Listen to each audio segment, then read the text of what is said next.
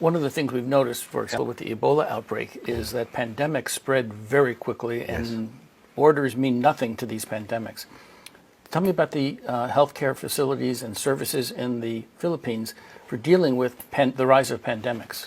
Well, we won't claim we're perfect, but so far we've avoided. For instance, I'll give you a very specific example: the MERS coronavirus.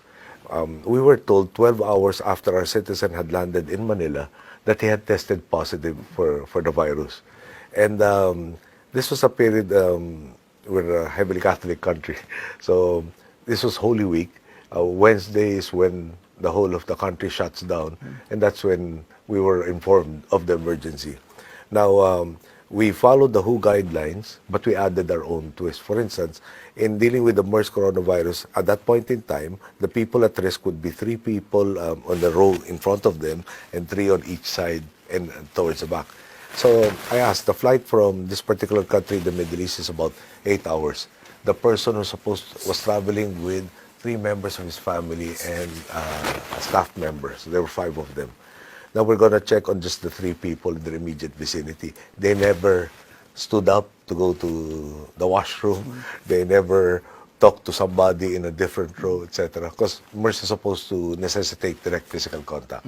So at the end of the day, I ordered our agencies, the Bureau of Immigration and Deportation, the Department of Health, the law enforcement, etc., to look for all, I think, 418 passengers at that point in time.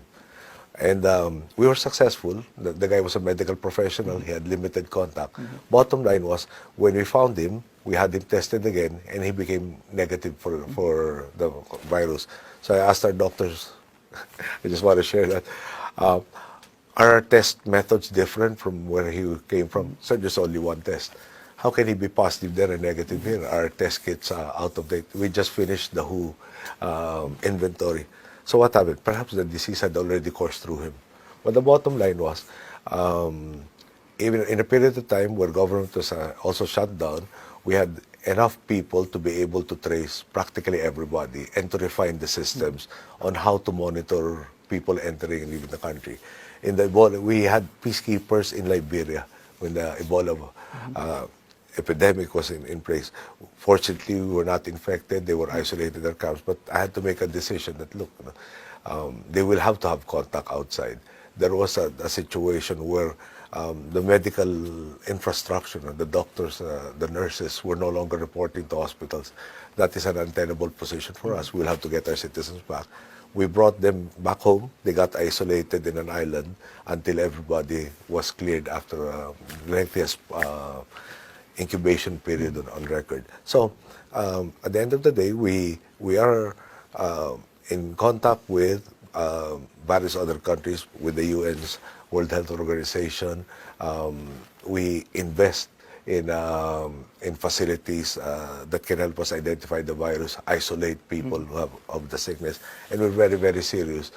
And we have laws that can help us in terms of isolating potentially carriers of this pandemics. But we are very vulnerable. We still have 9.4 million of our countrymen out. Those in the, for instance, in the seafaring world, I understand between 1/3 to 1/4 of seafarers are Filipinos. So the job of a Philippine president, when he reads the papers in the morning and gets all of the intel reports from so many sources, is what is happening anywhere in the world, and are any Filipinos involved? So pandemics is just another facet, or potential facet. No? But again, we have taken an attitude of let us err on the side of caution. Instead of just looking for, the person was infected and 3 on each side, let's check the whole plane. I understand some of the steps that we have undertaken is now being recommended by the WHO to, I think they call it no regrets policy.